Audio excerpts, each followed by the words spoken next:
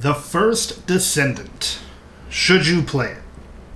That's the question I'm going to answer in this video here today, giving you my unique perspective as somebody who just stopped playing Destiny 2 and is looking for a new game.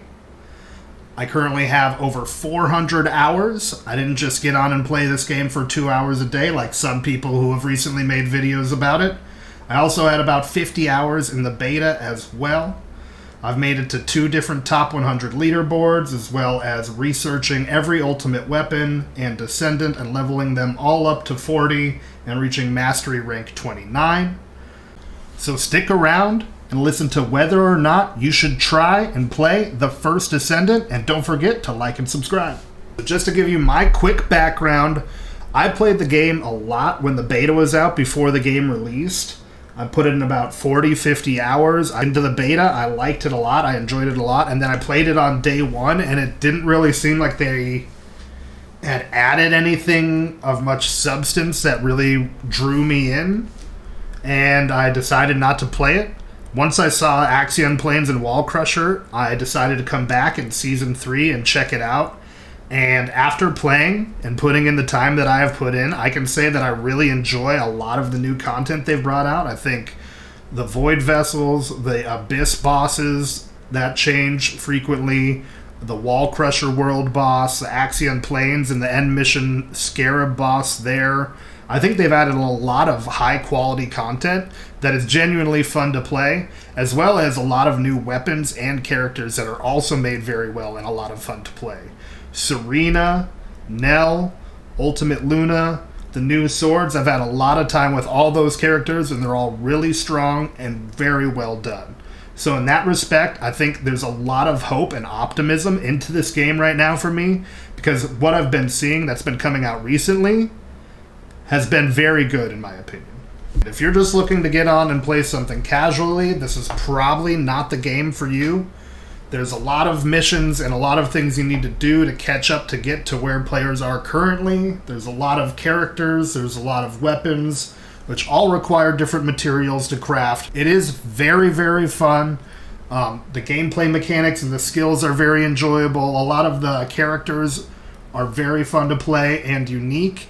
And as recently as Season 2 and now Season 3 as well, they have added a lot of enjoyable and fun content to play. I recently started playing in August after I stopped playing Destiny 2.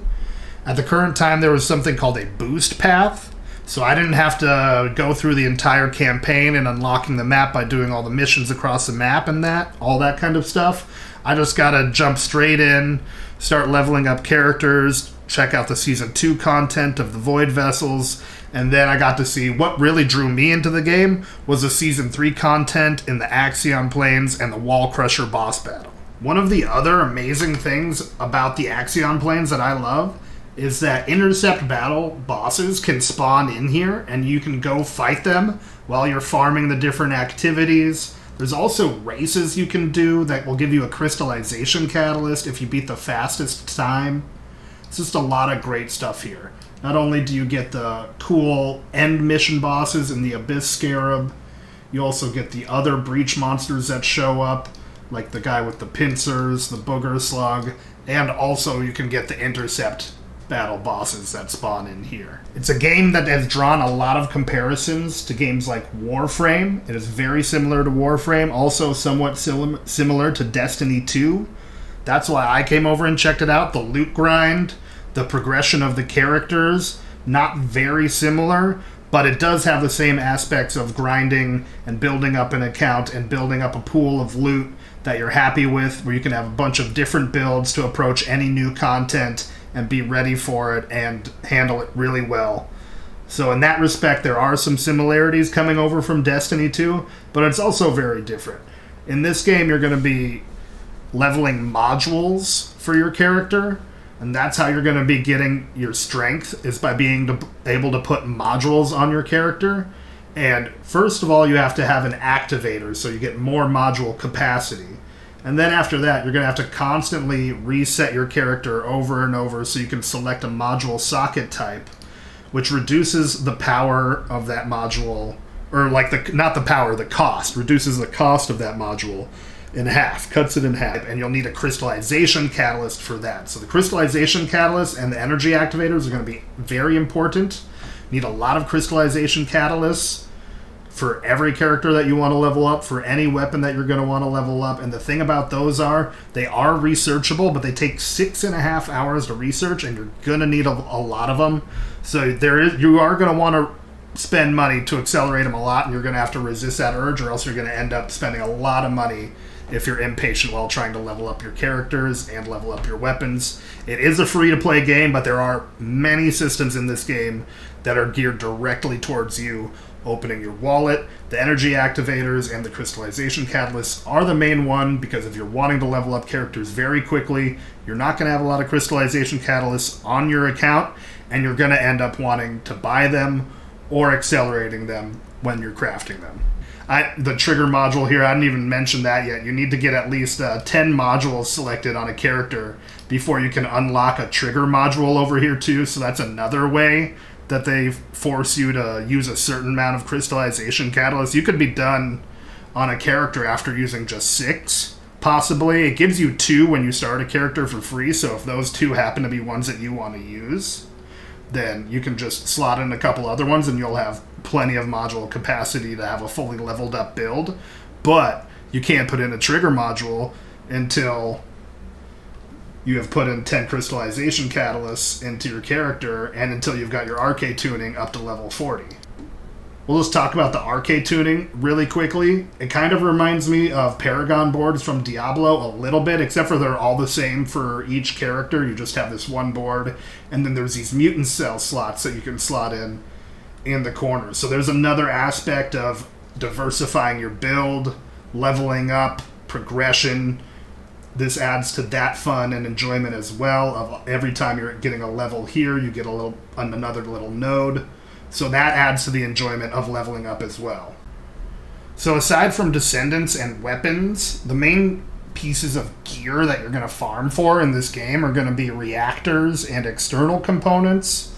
All of those drop from different missions, void vessels, sigma sectors, things like that. Each different set will have a different place where you can go farm it. As far as Descendants go, there are currently 30 in the game, so a wide variety to choose from. Most of them that are strong are going to be female. Some of the males are strong as well, but I can't lie, some of the male characters, when I tried them and leveled them up, it just felt like, why do they even exist? Eugen and Enzo specifically, just to call them out, like, I don't know why they're here. And I'm pretty sure Enzo's just voiced by AI, I might be wrong, but playing him just felt like playing a wet piece of cardboard.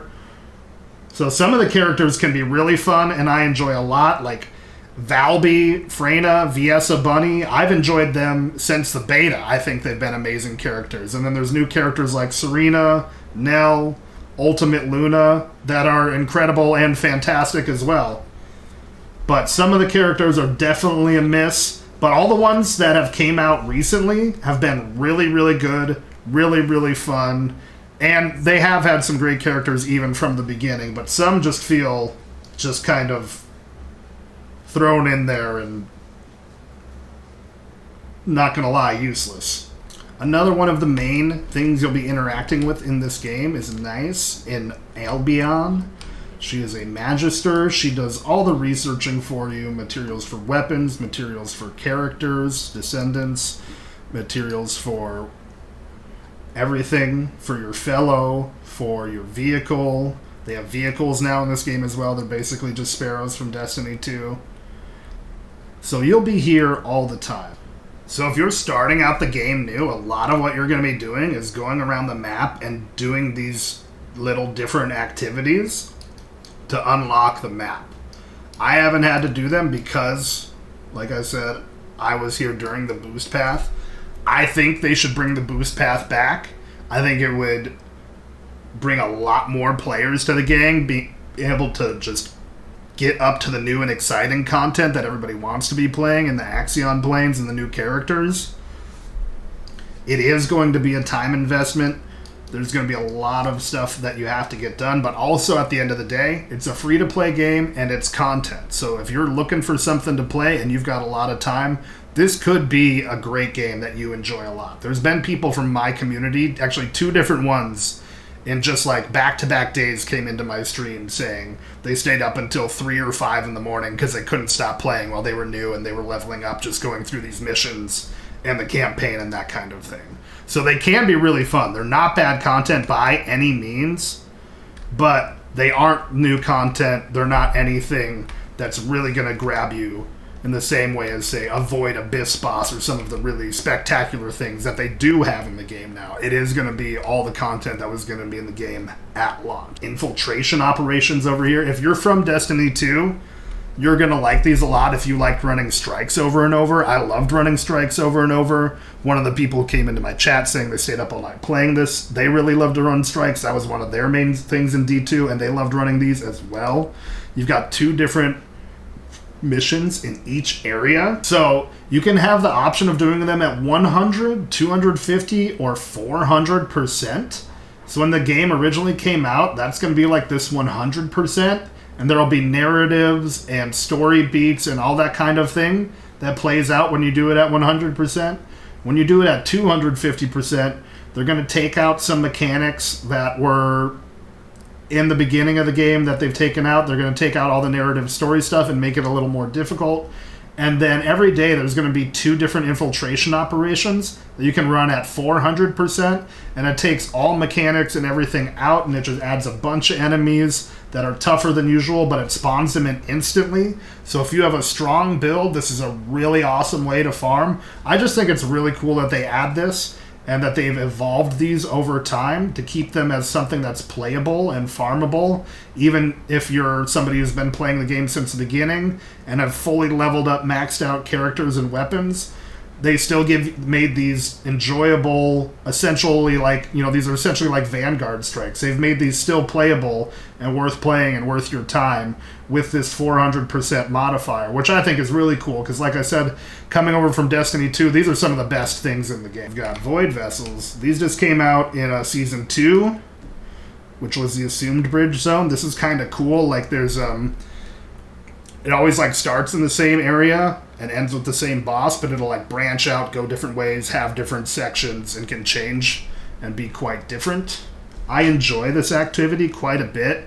The main drawback of this activity is that there's materials that you need from chests, and you need decryption keys from finishing the activity to get them. And a lot of the things that you need to craft that are from these, you're going to need those materials from those chests. And it can be a big pain in the butt with the RNG. This medium-sized facility zone just came out when the new swords came out, and you needed 100 materials per different part for the sword.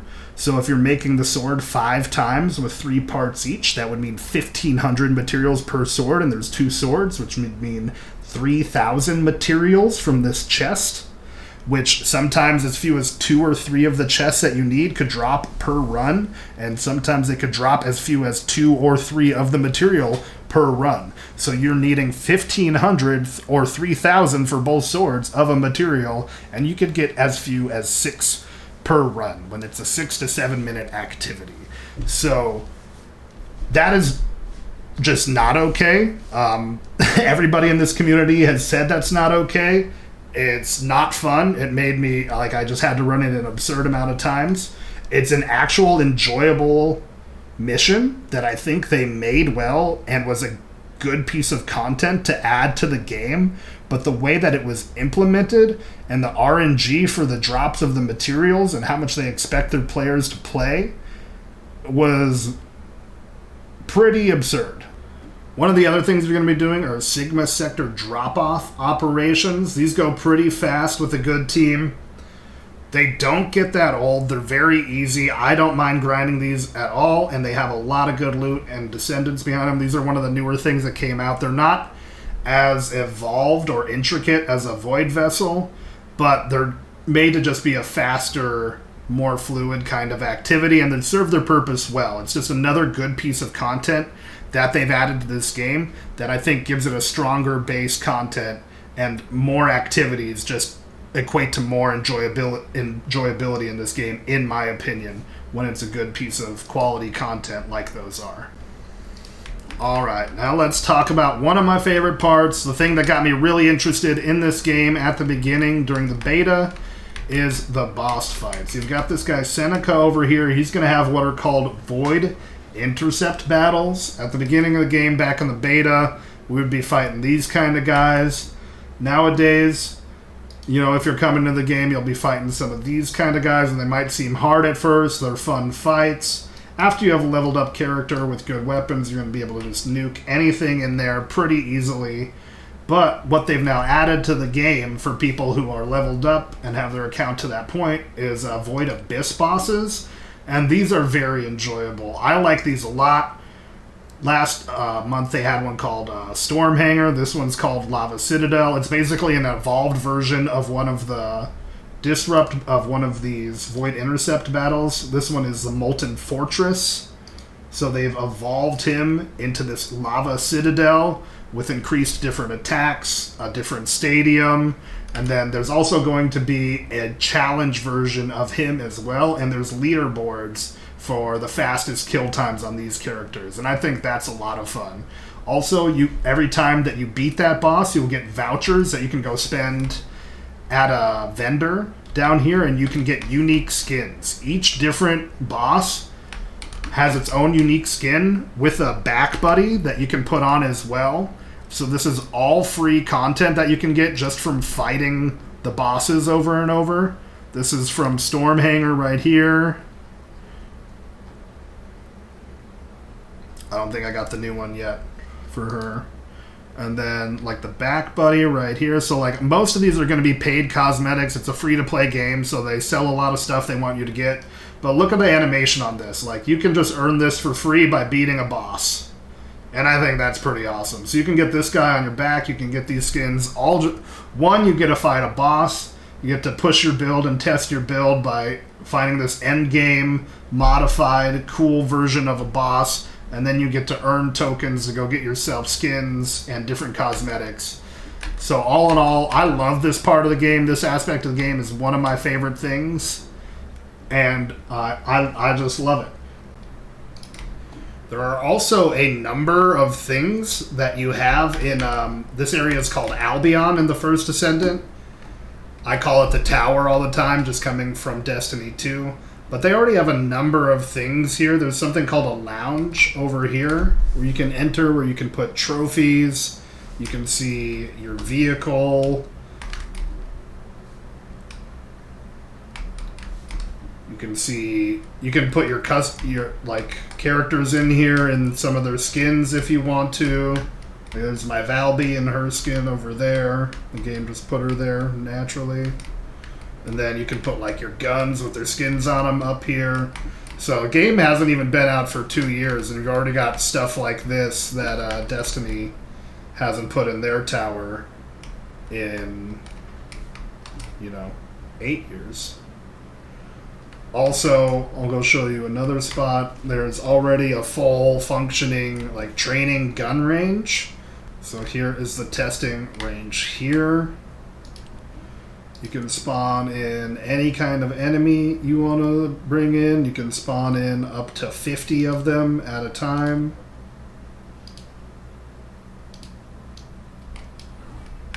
Then test whatever you want against them. You can also spawn in any of the bosses and test your build against them as well, including the world boss, the Colossus, Last Split's Abyss boss, the Stormhanger, Void Abyss Stormhanger, or this Split's Void boss, the Void Abyss Lava Citadel. So you can spawn in any of these guys, any of the enemies, and test whatever you want. Very nice quality of life. So should you play the first Descendants? I think you should if you don't mind grinding a lot, if you're okay with a little bit of RNG gambling in your video game, because there's a lot of it here.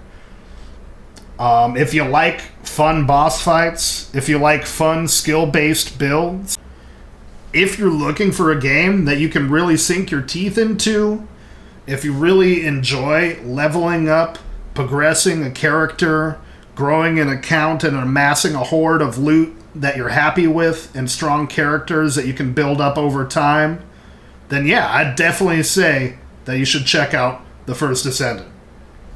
That is going to be it for this video today. Thank you so much for watching. Please consider liking, commenting, and subscribing. We're doing our most to try to get monetized here. So we need to get to 1,000 subscribers to get monetized. So everything truly helps. I appreciate you guys so much. Thanks for watching.